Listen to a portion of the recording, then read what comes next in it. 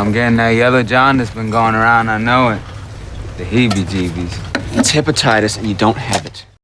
When questioned by the press about his refusal to denazify Germany after World War II, General Patton explained that many people with expertise in managing infrastructure had been forced to join the Nazi Party during the war. He controversially likened Nazis to members of the Democratic and Republican parties, causing backlash and irritating Eisenhower. Despite being instructed by Eisenhower to correct his statements at a press conference, Patton defiantly reiterated them. Tensions between Patton and Eisenhower escalated over the denazification issue, leading to Patton being relieved of his duties as military governor on September 28, 1945. Subsequently, he was also stripped of his command of the Third Army on October 7. During a solemn change of command ceremony, Patton bid farewell, acknowledging the end of his tenure by stating, "All good things must come to an end.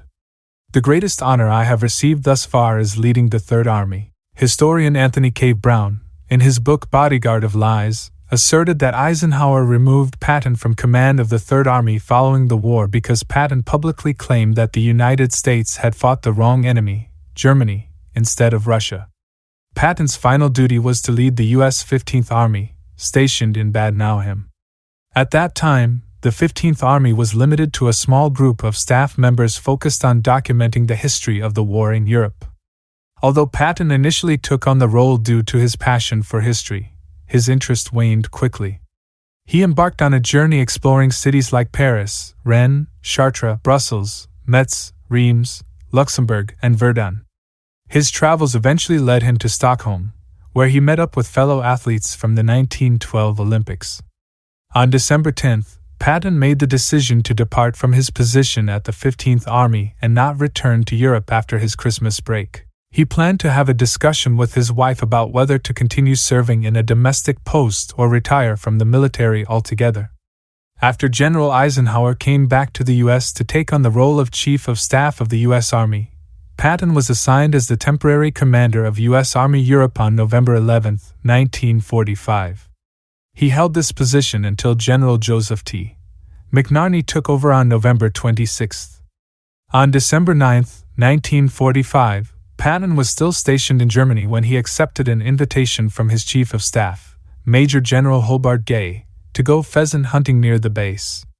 Originally, Patton was sitting in the front seat of the Cadillac, which was being driven by Private Woodring, his favorite chauffeur. However, when the general noticed the hunting guide's dog was riding in an open-top Jeep, he asked for the party to pull over and had the dog sit in the front of the car so it could warm up. Patton moved to the back seat. Sadly, this good deed would cost him his life. While traveling over a railroad crossing, the Cadillac collided with the passenger side of an army truck, which was turning left. Some claim the limousine Patton was riding in was traveling at a relatively low speed. Others say Private Woodring was going too fast for conditions. During the accident, Patton struck his head on the glass partition in front of him. That impact resulted in a compression fracture and dislocation of the cervical third and fourth vertebrae, as well as cervical spinal cord injury. He was paralyzed from the neck down. A mere 12 days later, on December 21st, one of the greatest generals the United States Army has ever known passed away from his injuries.